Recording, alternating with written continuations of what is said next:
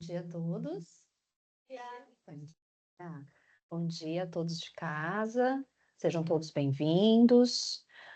Bom, os que acompanham a gente pela internet, a gente sempre pede que coloquem um copinho com água para a espiritualidade fluidificá-la. E vamos todos acalmando nossos corações, elevando os nossos pensamentos, nos sintonizando com esse ambiente de paz, acolhendo carinhosamente esse momento de aprendizado. E a gente vai dar início hoje, como sempre, com a nossa prece inicial, que vai ser feita pela Isa. Bom dia. Vamos nos manter com nossos pensamentos em Cristo. Querido Deus, amigo Jesus, estamos aqui reunidos mais uma vez com o coração aberto, prontos para aprender, refletir e nos fortalecer. Queremos te agradecer, Pai, por essa chance de estarmos juntos, buscando luz, entendimento e paz. Hoje vamos falar sobre dois grandes exemplos de teu Evangelho, Paulo e Estevão, dois espíritos tão diferentes, mas que se encontraram no teu amor. Que a história deles nos inspire a ter mais coragem, mais fé e mais vontade de mudar para melhor. Que possamos entender com mais clareza o quanto a fé, o perdão e a transformação interior fazem diferença na nossa caminhada. E que esse estudo toque cada um de nós do jeitinho que a gente mais precisa. Abençoe a Ana, Deus, que vai conduzir esse momento e que a espiritualidade amiga nos envolva com carinho e sabedoria. Que essa manhã seja leve, fraterna e cheia de ensinamentos que a gente possa levar para a vida. Fica conosco, Senhor. Que assim seja. Obrigada. Não sei, você ou Haiti? Não, você que escolhe. Tá bom, tá bom sim. Bom, aqui só um pequeno acerto técnico. Bom dia, gente. Bom dia, uma alegria sempre a gente tá aqui, né, e vendo as carinhas conhecidas, a gente vai pedir desculpas, principalmente para quem já está conectado com a gente, porque hoje a gente está iniciando um pouquinho mais tarde, que ali fora está o ônibus fazendo a coleta das doações de sangue, e a gente quer dar também a oportunidade a quem está ali no ônibus nesse momento, fazendo a doação, para poder participar também do estudo, tá? Tenho certeza que a espiritualidade compreende e nós também, né? E hoje a gente vai aqui falar sobre este livro tão é um clássico, né, para o espiritismo. E é uma grande alegria poder falar sobre ele. Sou fã incondicional tanto do Paulo como do Estevão, né? E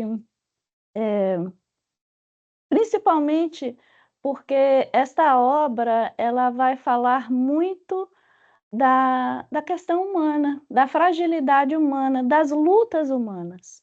E isso reflete também em todos nós, né? Vamos ver se vai funcionar aqui este negócio. Se funcionou. Paulo Estevão. Antes de falar de Paulo Estevão, eu estava aqui me lembrando de uma coisa.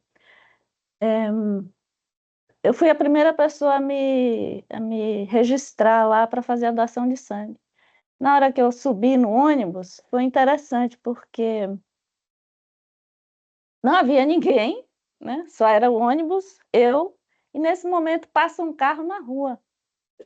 E essa pessoa buzina muito forte. Eu falei, gente, eu estou fazendo alguma coisa errada, porque só estava eu. A pessoa buzina assim muito forte, passa bem, aí quando eu olho, e aí eu entendi que a pessoa estava agradecendo. E isso me remeteu a uma memória pessoal, né? E que a razão, inclusive, de fazer, de colocar em prática esse projeto, há alguns anos atrás, eu não vou dizer muitos anos, aí a gente está revelando a idade. Alguns anos atrás, a minha irmã mais velha, tá com falar sem. A minha irmã mais velha, quando ela foi no parto do seu segundo filho, ela teve uma complicação, né? E essa complicação, na verdade, é o contrário da eclâmpsia. É quando a pessoa tem a pressão muito baixa e aí o fluido amniótico passa, né, da placenta para a mãe e isso gera um quadro de hemofilia. Então a pessoa começa a sangrar alucinadamente. Neste momento do parto, os médicos monitorando a pressão dela perceberam isso. E no momento que houve uma expressão dela, assim como quem ela estava, e ela anestesiada, obviamente, né? Mas eles perceberam uma expressão diferente no rosto da minha irmã e rapidamente eles tiraram a criança.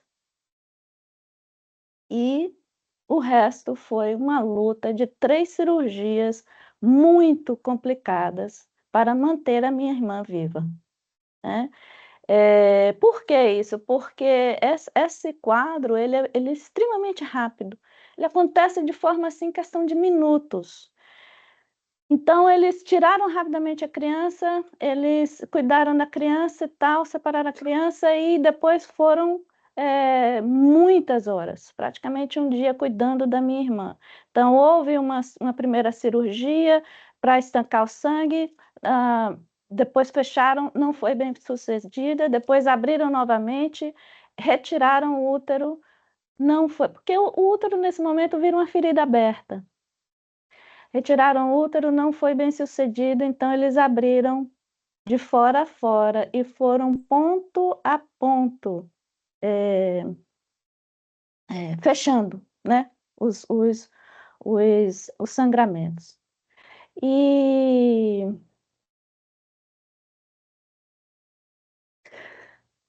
foram precisos 66 doações para manter a minha irmã viva. 66. A gente teve muita sorte porque minha irmã é engenheira e trabalhando num polo petroquímico, e o polo petroquímico lá na Bahia é extremamente forte e unido nesses momentos. Então, na hora que surge alguma necessidade, a Rádio Peão funciona de forma perfeita e todas as pessoas, todos os doadores comparecem.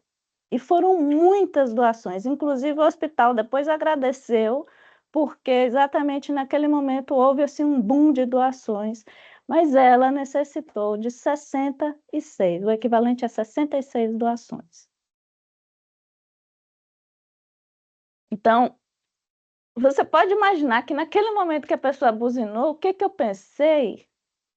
E lembrei que na mesma semana, numa cidade a 2 horas de distância de Salvador, em Feira de Santana, o mesmo quadro aconteceu.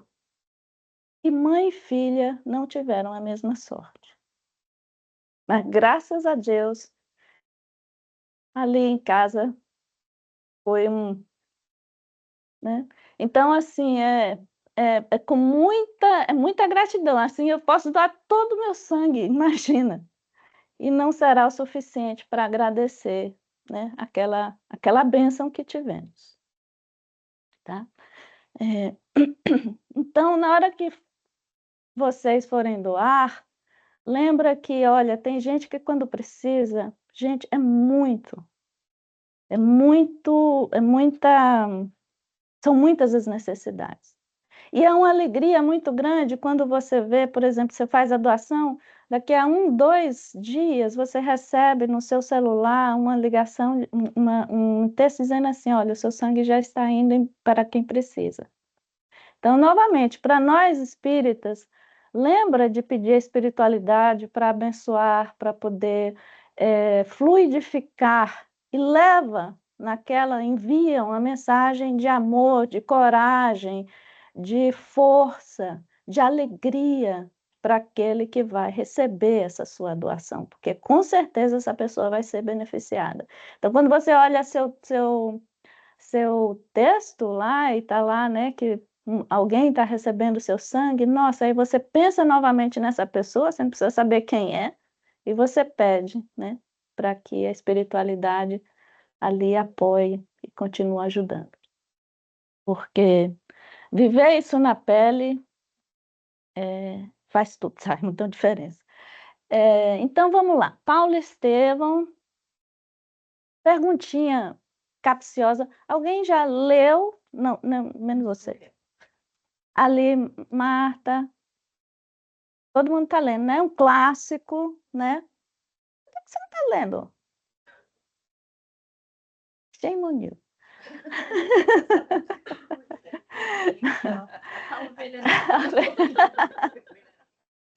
Mas, ó, eu estava até, inclusive, pensando que eu disse assim, meu Deus, é tanto material, é tanta coisa para falar, que eu, na vinda para cá, eu disse assim, eu acho que eu vou dividir esse assunto em 2. Então, eu começo a falar hoje e termino no próximo domingo, pode ser? Tá bom? Vocês aguentam ficar aí a semana toda, eu aqui falando? Não, é muito assunto e eu não queria correr, porque é muito profundo. E não, sabe, para a gente correr, fazer por fazer, não. Então eu preferi fazer de forma mais tranquila e aí a gente vai, né, até para dar chance também, quem não conseguir hoje, acompanhar um pouquinho no próximo domingo, tá bom? Então, olha, Paulo Estevão, vamos ver até onde que vai dar hoje, mas eu espero que eu consiga fazer uma pequena leitura aqui hoje. Paulo Estevão, esse livro ele foi escrito em 1940, foi publicado em 1941, né? Então, a primeira coisa que a gente vai observar aí é a época em que este livro foi publicado, foi escrito e publicado, né? Porque, olha só, é uma das obras de Emmanuel, e está ali, olha, Paulo Estevão, as obras de Emmanuel são Paulo Estevão, há 2000 anos atrás, 50 anos depois, Renúncia e Ave Cristo. Então, olha só, isso me chama a atenção, a época, o que estava acontecendo no mundo na época? A Segunda Guerra Mundial, né? Então, no bom e velho baianês, o pau estava quebrando na casa de Norca, não é isso? Assim, a gente fala assim, quando a coisa está indo de mal a pior. Ou seja, nós estávamos perdendo o nosso rumo, né? A humanidade estava perdendo o rumo, gente. Não sabia para onde, imagina, uma guerra mundial. Isso chama atenção porque, geralmente, olha só, primeira obra de Emmanuel vem como Paulo Estevão. Na boa e velha retórica, quando você vai se apresentar, então Emmanuel estava se apresentando como um escritor, né?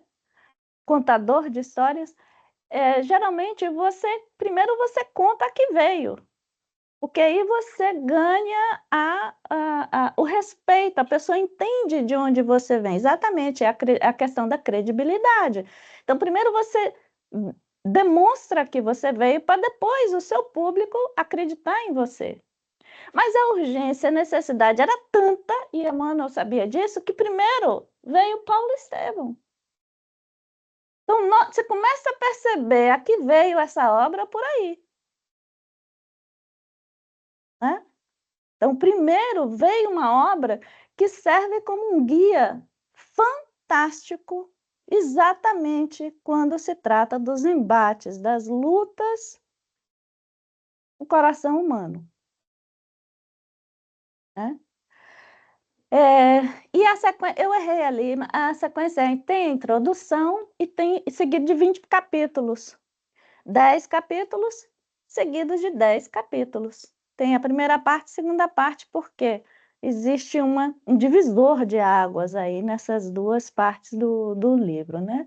Aqui eu peguei algumas edições, isso aqui acho que é a segunda edição, sei lá, velho, antigo, muito antigo.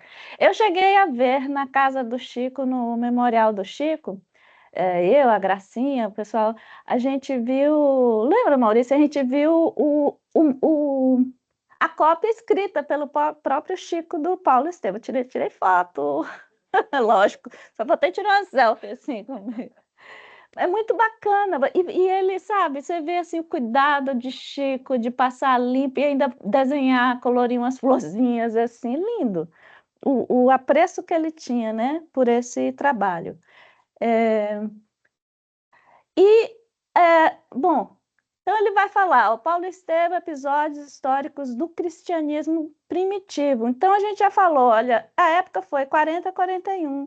E aqui ele está querendo trazer, além da questão histórica, ele está querendo remontar para a gente, diz, gente, olha, que é um cristão de verdade, que você deve fazer, né, um guia. Vamos voltar às origens? Era esse o convite. Espera aí, vamos rebobinar a fita, né? E aqui eu fiz uns firulas, né, para poder ficar assim, ninguém dormir. E aqui, essas foram as referências que eu venho usando. Bom, o que eu vou falar hoje não é coisa assim que eu fiz dessa semana, até porque essa semana não deu tempo de fazer absolutamente nada com relação ao estudo. Ontem, meia-noite, sei lá, eu estava ainda fazendo o upload dos slides, mas isso aqui são coisas que eu fui lendo ao longo do tempo e eu gosto muito de anotar. Quando eu vou vendo o livro, eu vou anotando. Então, meu livro é meio assim, vocês vão se espantar, tá, gente? Mas não critica, não. Mas meus livros são assim, ó. Então, porque eu vou anotando as coisas e eu gosto, adoro quebra-cabeça, eu gosto de ficar juntando as pecinhas das coisas que eu fui pesquisando. Então, assim, aqui foram olha, tem os livros Paulo, Amigo de Jesus, da Taylor. Alguém já leu Médico de Homens e de Almas? Muito bem. Então, essa mesma autora, tem gente aqui que faz bem o seu estudo de casa, né? Dona Fernanda, você gosta? É inteligente a bichinha, né? Ela sabe. Aqui, ó, esse é o Médico de Homens e de Almas. É um livro, não é espírita, ele é escrito por Taylor Caldwell e, na verdade, é um clássico na literatura para os espíritas. Não é espírita, mas para os espíritas. Todos os espíritas estudam demais. E ela teve acesso aos arquivos do Vaticano e acho que, se eu não me engano, o número é de 5 mil, 7 mil manuscritos. Ela e o marido teve... Pode entrar, por favor, sejam bem-vindos. Ela e o marido tiveram acesso a mais de 5 mil, a 7 mil manuscritos, e eles passaram aí alguns anos na biblioteca do Vaticano, tá? Para colocar este livro. Lógico que os diálogos ela teve que contextualizar, mas os fatos históricos foram todos eles. Obrigada, viu, gente, pela doação aí. Mas os fatos históricos foram todos eles comprovados. Ela tinha, né, a base para dizer isso. E essa mesma autora, esse livro é fantástico, viu? Inclusive, ela, quando ela soube que no Brasil esse livro era extremamente conhecido e estudado, ela ficou super feliz, assim. Ela já não é mais viva, né? Mas essa mesma autora, ela fez este livro aqui, O Grande Amigo de Deus. Nunca leu. Isso aqui é Mames. Mames nem é espírita, tá, gente? Mas esse livro, O Grande Amigo de Deus, também é fantástico. No problem. Yeah. All yours. So, bom, então, esse livro aqui também traz muita informação, porque, lógico, na hora que ela teve acesso, porque o Médico de Homens e de Almas é Lucas, né? Na hora que ela teve acesso aos manuscritos falando sobre Lucas, obviamente ela encontrou muita coisa de Paulo, porque esses dois, a partir do momento que se conheceram, eram literalmente unha e carne, né? Vale lembrar que eram os dois literatos dentre os apóstolos. E os demais eram pescadores, eram pessoas simples. Mas Paulo, formadíssimo, cheio de títulos, e Lucas também, né? Então, eram os dois literatos. Então, quando eles entenderam isso, ó, a mãozinha funcionou muito. Então, ela escreveu esse livro também é muito bom. Que mais? Tem material da FEB, tem Atos dos Apóstolos. Atos dos Apóstolos na Bíblia. Bom, a Bíblia, não sei se vocês já entenderam, mas a Bíblia é um manual. E como todo bom e velho manual, é seco, né? Tipo assim, desculpa, gente, não. É assim, é meio complicado para a gente entender, né? Assim, aquela leitura não é fácil. E Atos dos Apóstolos, na verdade, como Haroldo fala, é um script, é um making-of do Paulo Estevão. Porque ele só vai contando os highlights, mas ele não entra no detalhe, ele não coloca, ele não contextualiza. E o Paulo Estevão, ele vai, então, preencher aquelas lacunas, ele vai explicar quem era Estevão. O que eles faziam ali naquela porta ali, em uma das portas de Jerusalém para Quem eram aqueles doutores que estavam acompanhando na hora do apedrejamento, né? Ele vai colocando contextualizando neste sentido, tá? Eu sou barata de documentário. Então, olha, todos esses, a PBS, BBC, History Channel, Nat Geo, tem vários documentários e eu assisti muitos desses documentários de arqueologia. Um deles me chamou muita atenção porque esse moço, além dele ter a formação em arqueologia, o tópico dele é a questão religiosa. Eu não sei qual é a fé religiosa dele, mas ele faz essas pesquisas com relação aos lugares da Bíblia. E aqui ele lançou esse livro, eu li esse livro, eu vi o documentário dele e eu comprei esse livro. O livro é Where God Came Down, The Archaeological Evidence, ou seja, ele fica catando as evidências para dizer assim, ó, a Bíblia fala, aqui tá. A Bíblia diz que aqui tá, sabe? Então, assim, tem umas evidências aqui também. Interessante. Joel Kramer. E tem também esse aqui, ó, Hermínio de Miranda, As Marcas do Cristo. Ele fala tanto de Lutero, mas o primeiro volume é Paulo, o Apóstolo dos Gentios. Thank you. Paulo, o Apóstolo dos Gentios. Então, já viram que meus livros são tudo velhinho, né? Que nem eu, assim, mas dá para o gasto, dá para a gente ler. E eu quero chamar a atenção a este filme, Paulo, Apóstolo de Cristo, tá? Este filme está disponível no YouTube. Gente, eu já vi esse filme acho que umas 10 vezes, me emociono todas as vezes. Porque, embora esse filme foi feito se eu não me engano, eles são evangélicos.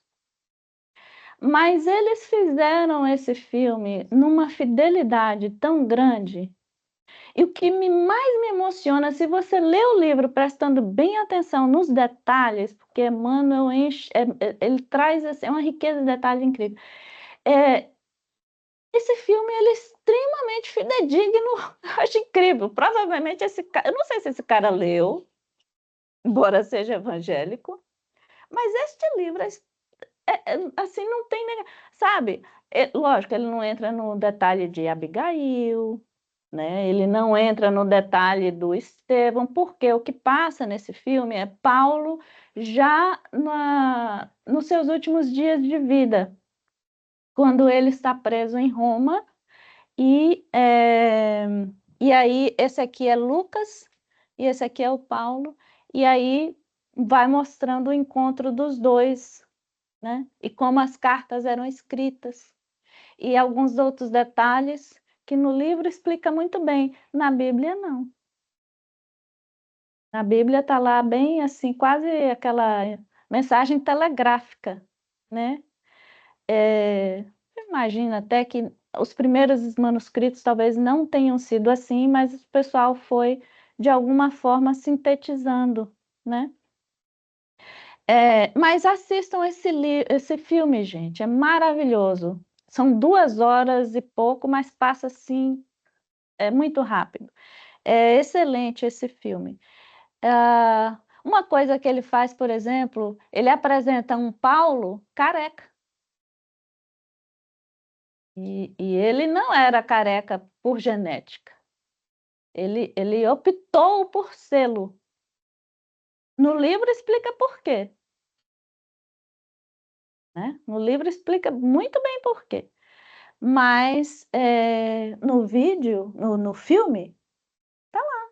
Engraçado que é tudo assim, a descrição de Paulo, parece que o sujeito leu o livro. Porque o ator você pensa assim, gente, era assim mesmo. Então vamos lá. Paulo Estevam não está funcionando, minha firula. Poxa, agora. Gente, então introdução. A introdução, Emmanuel deu uma. Achei tão bonitinho ele fazer isso, era o primeiro livro dele. Então, breve notícia. É aqui que ele meio que tenta corrigir essa questão do, sabe, a credibilidade, porque ele está falando primeiro de uma história antes de que o mundo saiba exatamente quem é ele, qual é a missão dele. E aqui ele meio que. Então, assim, eu quis trazer isso porque a questão da introdução, para que a gente entenda que ao pegar um livro, eu sei que a gente fica super ansioso de já ir, né, no detalhe, aí na história, mas tome um tempinho para entender o que o autor está querendo dizer na introdução, porque é na introdução que você vai entender assim, metade do que vai estar escrito. É incrível. Em poucos parágrafos, mas você já entra no livro com um mindset, já com uma ideia assim do que o autor está querendo trazer para você. Você entende mais aprofundadamente essa mensagem. E ele diz, breve notícia, eu vou ler aqui, e aí a gente vai fazer uma leitura dirigida, tá? Eu sou das antigas, do tempo que o negócio era assim, o ensino era a professora lendo, ela fazia a gente ler e ela ia explicando, né? Leitura dirigida. Atire a primeira pedra aquele que nunca fez, hein? A leitura dirigida, menos os meninos aqui. Mas o resto tudo eu sei que fez, viu? Não fica olhando para essa minha cara assim, como que tá. É notícia. Então ele começa assim, breve notícia. Ele vai dizer: não são poucos os trabalhos que correm mundo relativamente à tarefa gloriosa do apóstolo dos gentios. Porque, de fato, como Paulo era um cidadão romano, apesar dele ter nascido judeu, ele nasceu né, em Tarso, Paulo de Tarso, que na época era uma província romana. E como ele não era escravo, na verdade ele pertencia a uma família influente, né, rica, então ele tinha acesso à cidadania romana. Então ele era romano, e como uma das grandes contribuições do romano, do povo romano, foi exatamente essa questão de documentar tudo muito bem. Então tem muita informação, e por isso, e por ter muita informação, tem muita obra, tem muito livro falando sobre Paulo Estevão, sobre Paulo. E por que apóstolo dos gentios? Quem são gentios? É nós na fita. É nós. Gentios, porque dos apóstolos, Paulo, ele foi aquele que compreendeu que a mensagem de Jesus não deveria ficar somente entre os judeus, somente entre os iguais. Ele entendeu que essa mensagem tinha que ser espalhada em todos os cantos do mundo. Ele tinha uma ansiedade, uma agonia, porque ele era um e o mundo era tão grande. Depois a gente vai falar de uns outros episódios, assim, porque quando ele vê Jesus, né?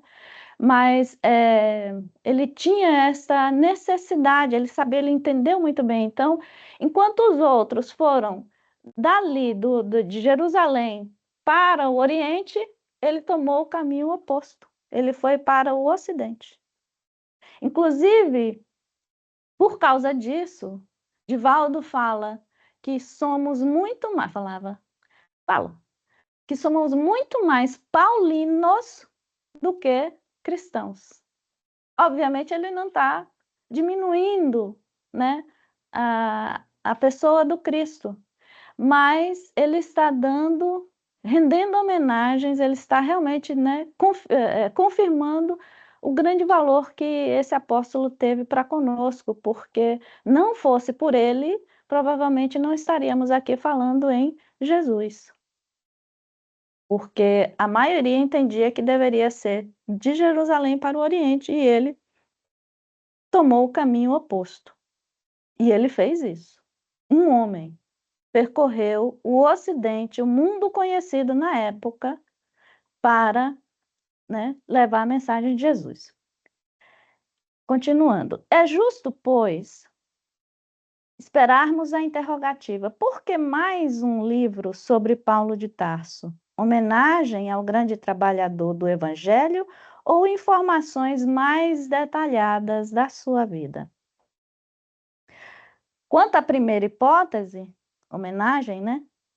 Somos dos primeiros a reconhecer que o convertido de Damasco não necessita de nossas mesquinhas homenagens.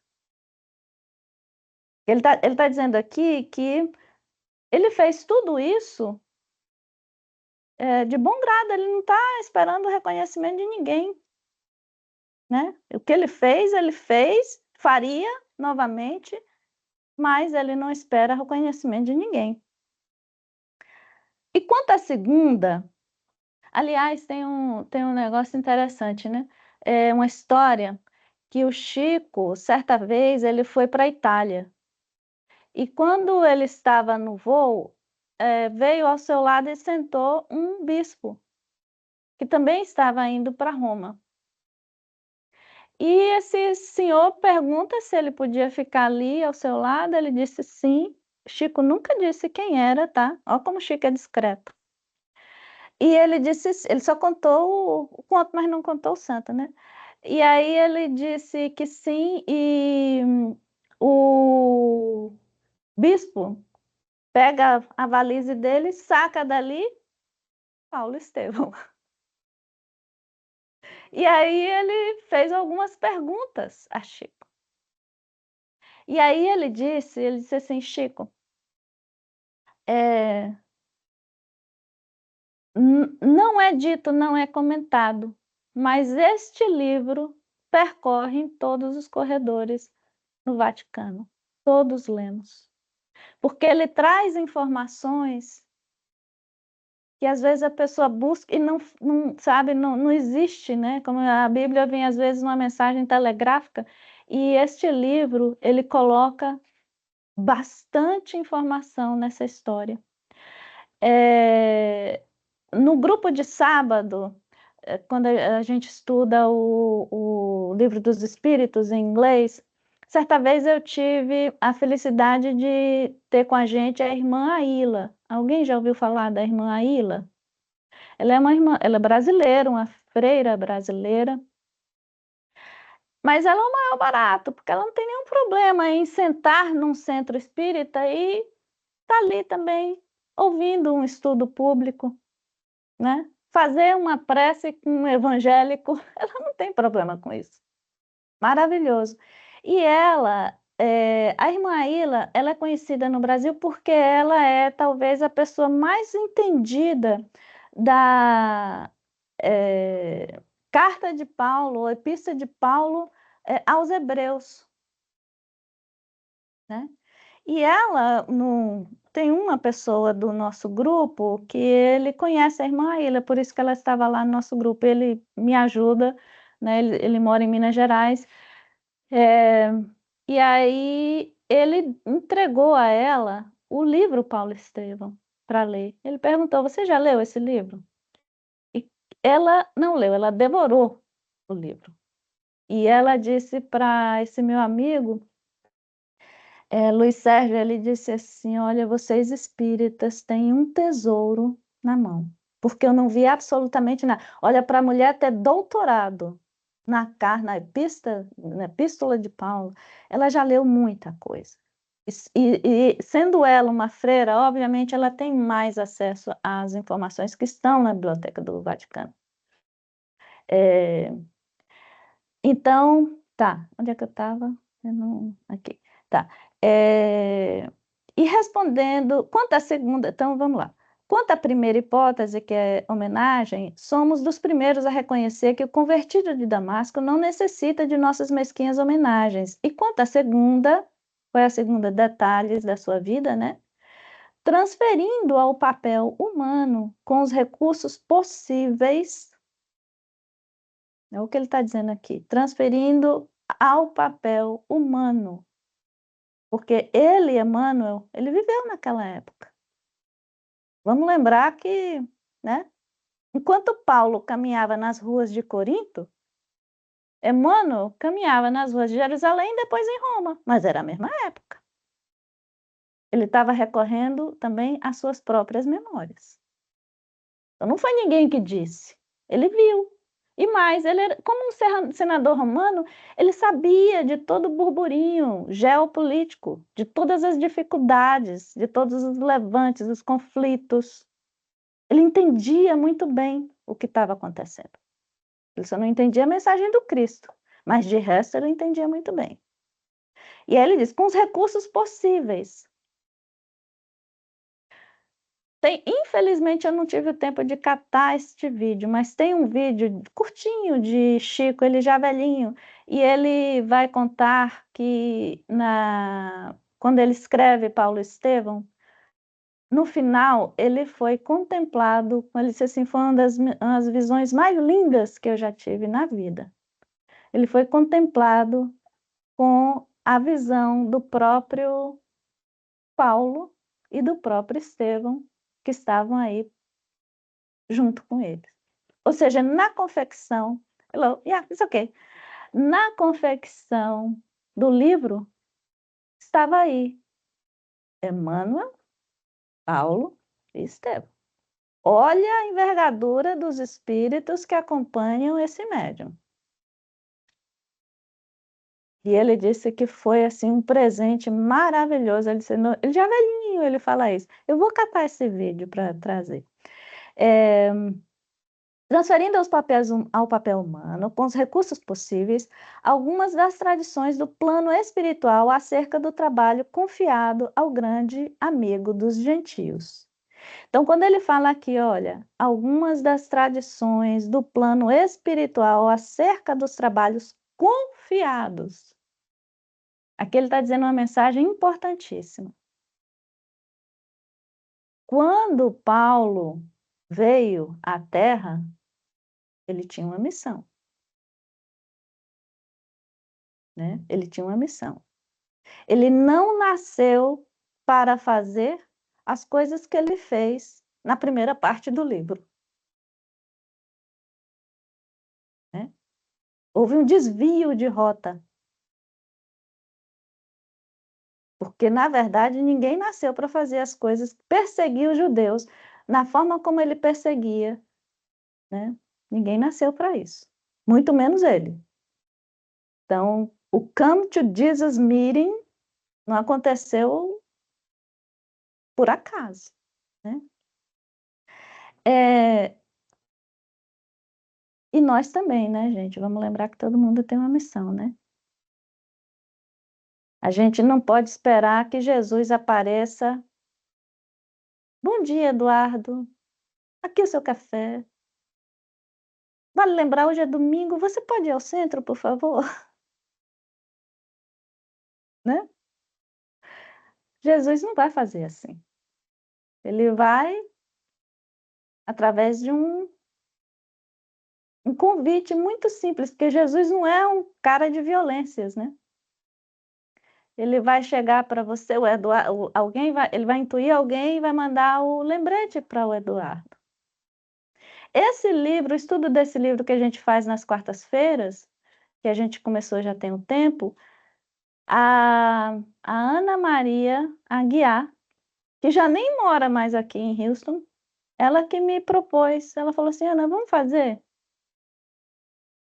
Na época, eu estava até aqui de trabalho. Eu não cheguei para, sabe, para Lídia, você pode fazer o curso? Era para mim, era para mim. Ela falou comigo, vou transferir por quê? E ela falou naquele momento, ou seja, eu podia, né? Tanto é que aconteceu.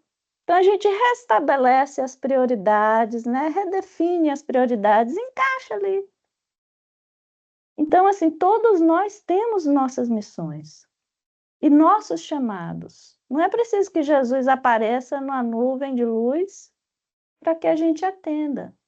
Porque, na verdade, assim aconteceu com Saulo após um período de muita dor. E também porque Jesus, de fato, precisava que aquele plano desse certo.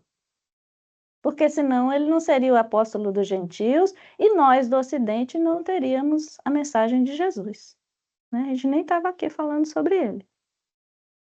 Nosso escopo essencial não poderia ser apenas rememorar passagens sublimes dos tempos apostólicos. Eu não sei onde é que ele tirou esse sublime, porque foram 300 anos de perseguição braba, né? Que, aliás, faz lembrar que aqueles espíritos, os cristãos primitivos, não eram espíritos qualquer. Depois de muito tempo foi que eu fui entender isso, que você morrer, passar uma tortura, morrer, mas não negar a Cristo. Joana de Cusa, ela foi queimada, tendo ao lado seu filho pedindo: mãe, pelo amor de Deus, nega, diz que a gente não acredita.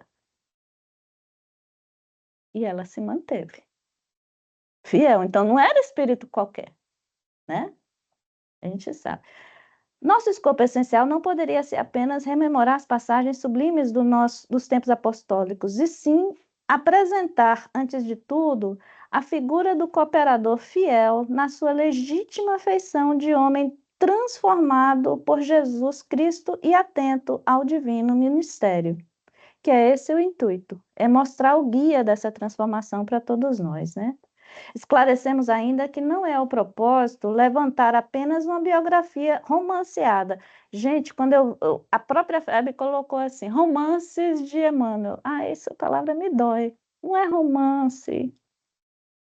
Tá, ele pode ter contextualizado alguns diálogos, mas não é romance. Ele está falando o que aconteceu. Ele viveu, ele é testemunha ocular. E ele teve ao lado os próprios que viveram a vida, né? Paulo Estevam. O mundo está repleto dessas fichas educativas, com referência aos seus vultos mais notáveis. Nosso melhor e mais sincero desejo é recordar as lutas as lutas dolorosas e os ásperos testemunhos de um coração extraordinário que se levantou das lutas humanas para seguir aos passos do Mestre num esforço incessante. Então, ele quer mostrar como foi essa transformação de Paulo para servir de exemplo para nós. As igrejas amornecidas da atualidade, aí agora foi uma espetadinha, porque Paulo dizia assim: ou quente ou frio, morno nunca. Uma coisa que Paulo dizia: ou quente ou frio. Defina-se. Então, por aí você já começa a entender até porque que o livro está definido em duas partes, exatamente em duas partes, assim. Porque quando ele era a favor do Moisés, ou da lei mosaica, como ele compreendia, ele seguia aquilo ali à risca. Mas no momento que ele virou a página, que ele compreendeu, né? Ou quente ou frio, morno nunca.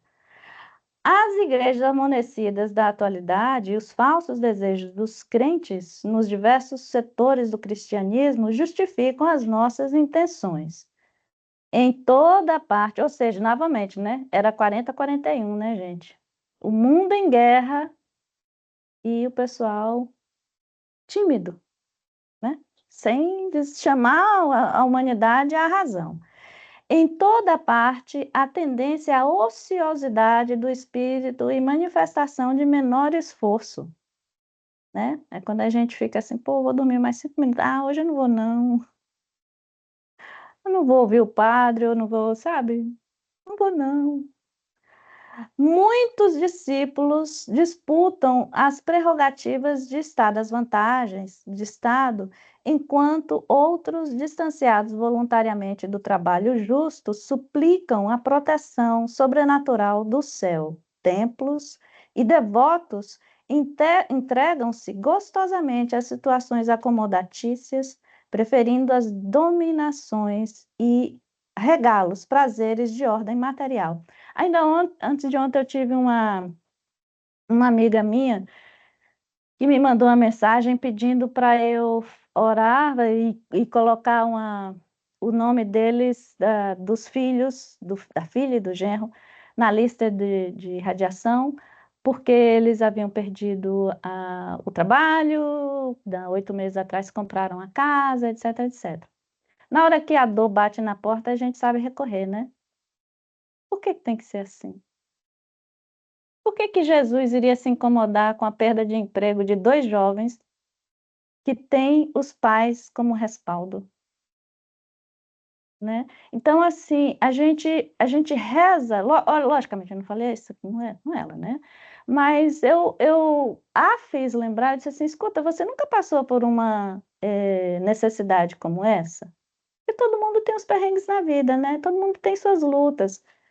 Eu falei, e naqueles momentos que você não teve a quem recorrer? Mas nesse momento, seu filho, sua filha, seu genro, tem a quem recorrer. Então, vamos agradecer porque eles estão bem amparados? E neste movimento de agradecimento, a gente pede para que eles consigam o seu trabalho, né? O quanto antes. A gente sempre olha pela dor, mas a gente não olha o que a gente tem, né? Observando esses panoramas sentimental, é útil recordarmos a figura inesquecível do apóstolo generoso. Muitos, ele está dizendo que é apóstolo generoso, gente, porque a partir do momento que ele compreendeu a mensagem de Cristo, ele abandonou tudo: riqueza, títulos, poder, influência, tudo, e seguiu com a roupa do corpo, sua sandalinha de couro, rumo ao deserto, rumo ao mundo ocidental, para levar a mensagem de Cristo. Ele não se importou consigo mesmo. Chapter 3, alguém estava... Muitos comentaram a vida de Paulo, mas... Alguém está querendo dizer alguma coisa, Maurício. Muitos comentaram a vida de Paulo, mas quando não lhe atribuíram certos títulos de favor gratuitos do céu, o que isso quer dizer?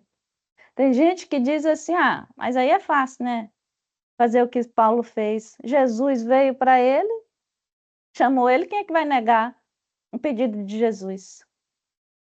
Né? Tem gente que fala assim. Mas, Emmanuel... Gente, quem foi que viu Jesus e não atendeu o pedido? O autor do livro. Na mesma época, nesses mesmos anos, Emmanuel também no tete a tete com Jesus. E o que Jesus disse para Emmanuel? Olha, meu filho, se não for hoje, somente daqui a 1000 anos. O caso de Emmanuel foi 2, né? Mas ele, Saulo, embora ele nem estava na mesma rota de Emmanuel, porque Emmanuel não era uma pessoa ruim. E Saulo foi malvadinho, né? Algumas vezes. Mas a partir do momento que ele viu Jesus, então essa transformação foi naquele momento? Não. Houveram vários chamados e houveram várias circunstâncias em que ele pôde demonstrar, né, que havia uma transformação interna. Pode vir, tá? Sente-se.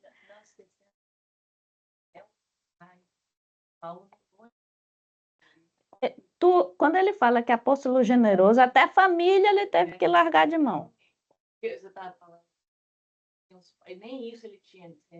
Não tinha, não tinha. Ele só tinha Jesus e Estevão, seu guia espiritual na época, e os espíritos que acompanhavam, mais ninguém. Porque até os cristãos da época, às vezes, olhavam para ele e falavam assim, ontem você estava me perseguindo, hoje você está aqui todo amiguinho? Será? Né? Então, muitos comentaram a vida de Paulo, mas quando não lhe atribuíram certos títulos de favor gratuitos do céu, por isso que ele está falando isso, apresentaram-no como um fanático de coração ressequido.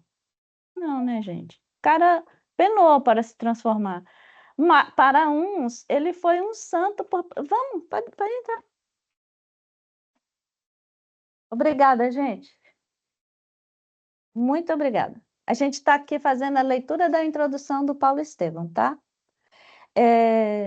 Então, para uns, ele foi um santo por predestinação, como se ele não tivesse livre-arbítrio. E a gente sabe que houve livre-arbítrio, porque várias pessoas viram a Jesus, a gente acabou de falar de Emmanuel, e preferiram não seguir. Mas Paulo preferiu seguir, né? A quem Jesus apareceu em uma operação mecânica da graça. Para outros, foi um espírito arbitrário, absorvente e ríspido, inclinado a combater os companheiros com uma vaidade quase cruel.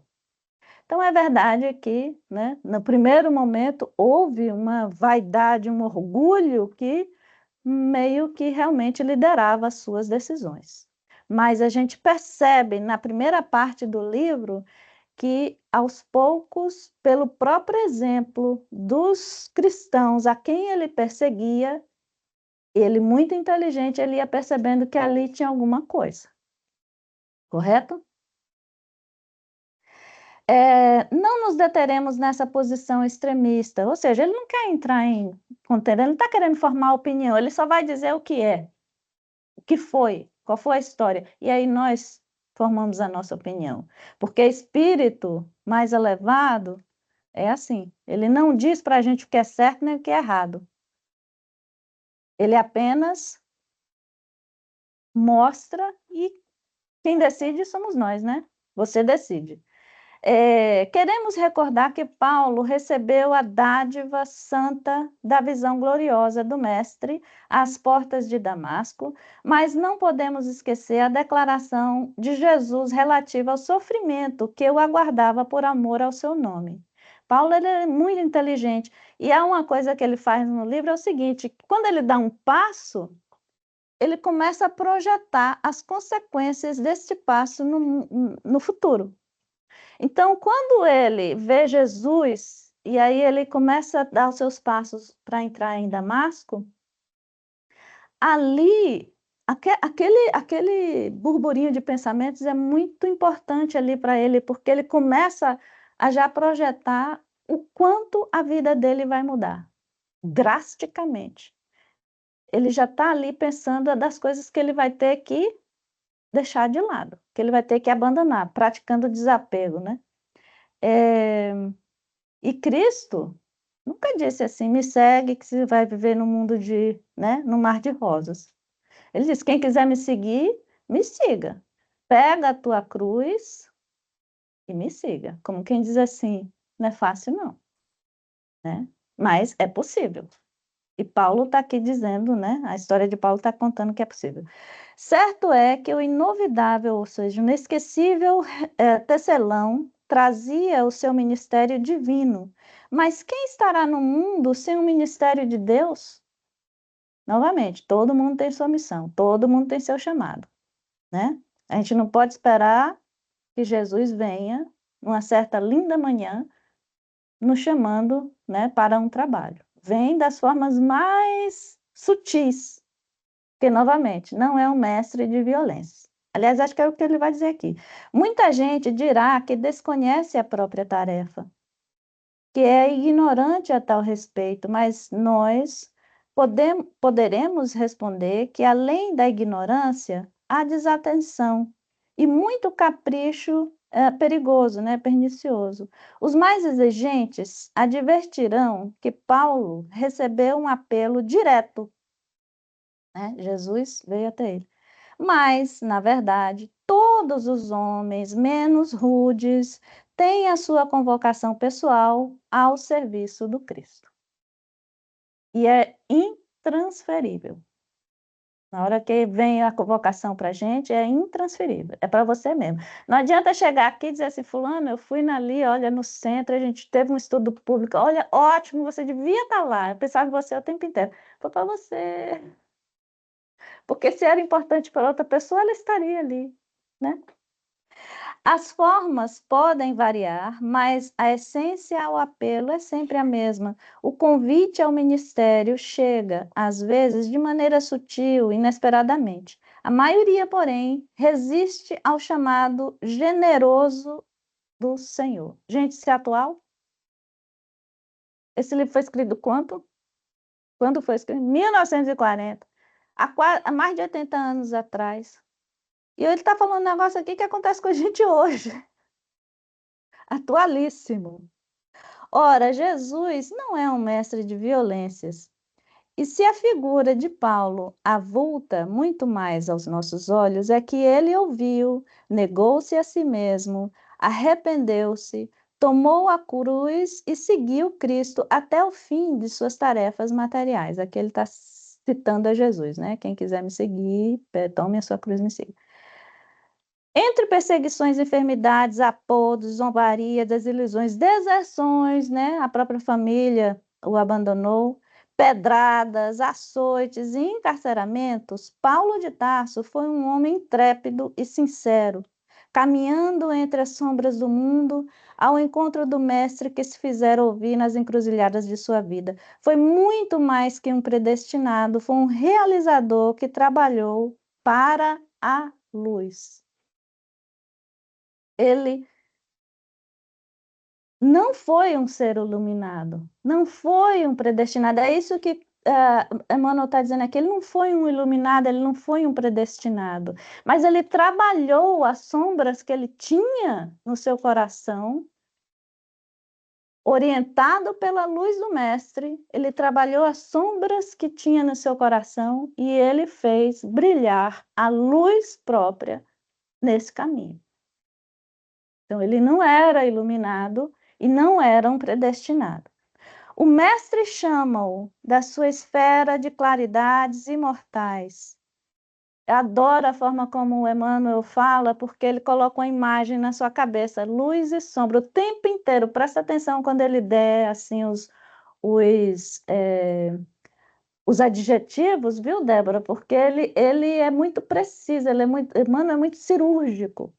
Então, quando ele chama a atenção de alguma coisa, ele coloca um adjetivo, ele está querendo chamar a atenção de você alguma coisa. Nesse caso aqui, ele fala, o mestre chama-o de sua esfera de claridades imortais. Então, você imagina a luz que é o Espírito de Jesus. E onde é que está Paulo nesse momento? Está na sombra.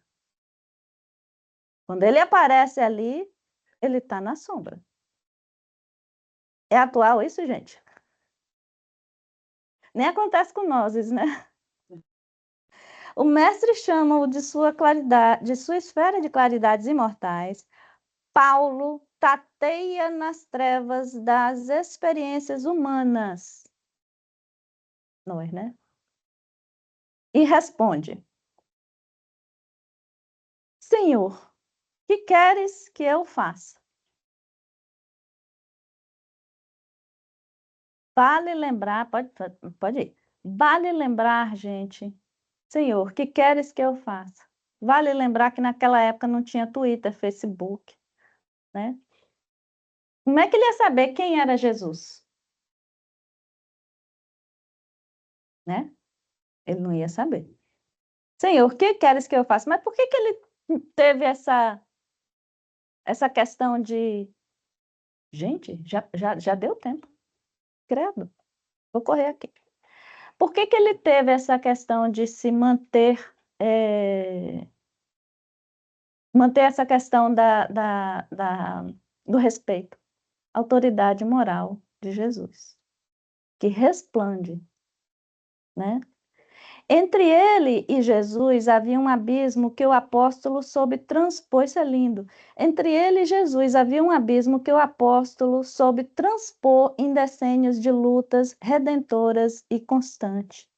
Demonstrá-lo para o exame de quanto nos compete em trabalho próprio, a fim de ir ao encontro de Jesus, é o nosso objetivo. Então, aqui ele está dizendo a que veio essa obra. Outra finalidade desse esforço humilde é reconhecer que o apóstolo não poderia chegar a essa possibilidade em ação isolada no mundo, nem Jesus, né? Todo mundo precisa de alguém.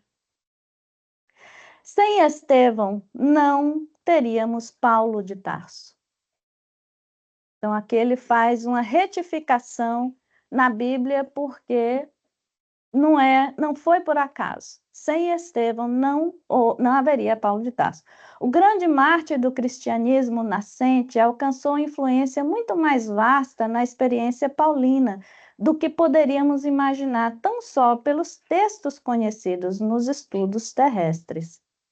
Vale lembrar que depois de ser apedrejado, né, depois que ele faleceu, Estevão, ele aceita a vítima, aceita ser o mentor espiritual do algoz.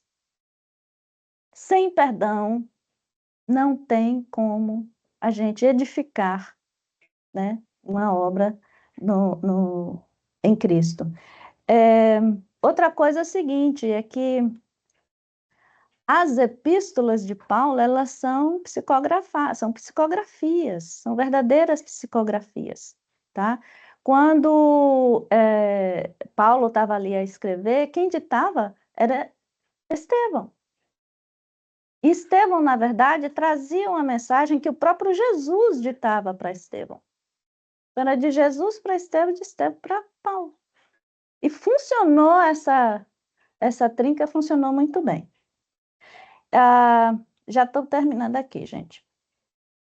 Sem Estevão não havia Paulo de Tarso, o grande mártir do cristianismo nascente alcançou influência muito mais vasta na experiência paulina do que poderíamos imaginar. A vida de ambos está entrelaçada com misteriosa beleza. A contribuição de Estevão e de outros personagens dessa história real vem confirmar a necessidade e a universalidade da lei de cooperação. E para verificar a amplitude desse conceito, recordemos que Jesus, cuja misericórdia e poder abrangiam tudo, procurou a companhia de 12 auxiliares a fim de empreender a renovação do mundo. Aliás, sem cooperação não poderia existir amor, e o amor é a força de Deus que equilibra o universo. Desde já vejo os críticos. Ele prepara o Chico, né, para as críticas que viriam. Desde já vejo os críticos consultando textos e combinando versículos para trazerem à tona os erros do nosso tentame singelo. Aos bem-intencionados, agradecemos sinceramente por conhecer a nossa expressão de criatura falível, declarando que este livro modesto foi grafado por um espírito, falando dele, né, que para os que viviam em espírito. Ou seja, a intenção dele é alcançar aqueles que estão abertos, com olhos atentos ao mundo espiritual, ao lado espiritual, ao crescimento espiritual. E ao pedantismo dogmático ou literário de todos os tempos, recordemos ao próprio Evangelho para repetir que se a letra mata, o espírito vivifica. Vou repetir, se a letra mata, o espírito vivifica. O que ele quis dizer com isso? Ele quis dizer que se a gente interpreta tudo ao pé da letra, a gente não alcança a alma daquela lição. Muitas vezes, o Paulo de Tarso ele vai se referir à lei mosaica, mas de uma forma extremamente literal, intelectualizada. Sem compaixão, ele não extraía a alma da lei mosaica, porque mesmo a lei mosaica, se ele seguisse como deve, ele não teria uma visão tão cruel como ele tinha na primeira parte do livro. Se a letra mata, o Espírito vivifica, para a gente nunca esquecer de contextualizar, de enxergar o que está além daquelas palavras, né? E nunca apenas intelectualizar. Oferecendo, pois, esse humilde trabalho aos nossos irmãos da terra, formulamos votos para o exemplo do grande convertido se faça mais claro em nossos corações, a fim de que cada discípulo possa entender quanto lhe compete trabalhar e sofrer por amor a Cristo. Existem muitos estudiosos e cada vez no movimento espírita existe muito essa questão de que lá no começo eram somente pessoas não muito educadas, sem muita educação, né? Sem muita embasamento, vamos dizer assim, falando do intelecto. E houve um movimento no espiritismo de cada vez mais se capacitar, beleza. Mas tem uma casquinha de banana aí, que a gente se transformar num literato, num intelectual, fazer um joguinho de palavras, né? Como às vezes Haroldo fala assim, eu não estou aqui fazendo um jogral intelectual, né? É preciso que a gente sempre, ao ler alguma coisa, além da história, além do contexto, a gente extrair o espírito, literalmente, da coisa, né? E a gente não cair nessa vaidade de apenas se mostrar como alguém, um espírita altamente intelectualizado. Muito se fala, tem que estudar, tem que estudar, tem que estudar. E eu digo assim, tem que estudar. Mas tem que viver, e viver aqui. Isso é o mais importante, né? Então, eu nem cheguei nem nessa parte, mas eu continuo no próximo domingo, tá, gente? Então, eu até tinha um videozinho, mas eu não vou passar não, porque já está aqui, já está muito tarde. Então, só lembra disso. Estudar sempre é nosso dever, mas lembra também de levar o coração junto, tá bom? E para o Dia dos Pais, é essa a minha mensagem, viu? Muitas são as dificuldades, muitos são os desafios e os chamados. Mas na hora que as dificuldades baterem, lembra que tiveram outros também que levaram pedrada, apanharam, né? Não foram bem vistos, muito menos compreendidos. Mas se a gente leva Jesus em nossos corações, se a gente leva este ensinamento em nossos corações, não tem como dar errado. Hoje, talvez, às vezes, a gente não é bem compreendido, né? Principalmente os pais. Mas certamente que amanhã vai haver algum reconhecimento, desde que a gente tenha agido com fidelidade aos ensinamentos, né? Ninguém é perfeito, mas a gente tenta, né? Então, é isso aí. Muito obrigada a todos e no próximo domingo a gente continua, tá? Desculpa.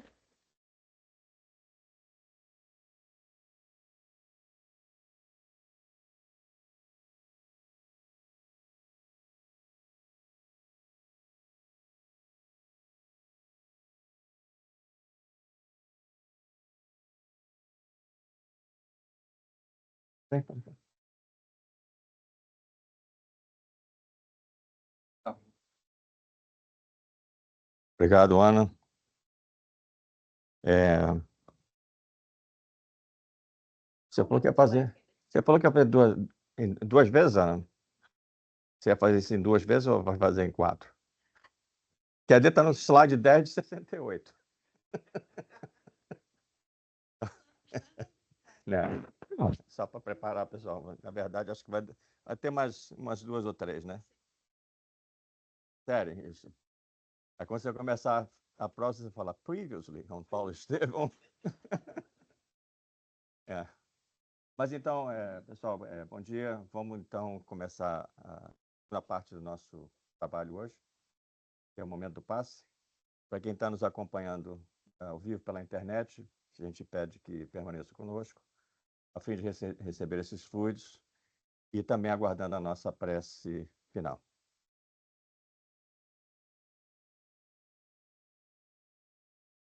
Solicitamos, então, que os nossos passistas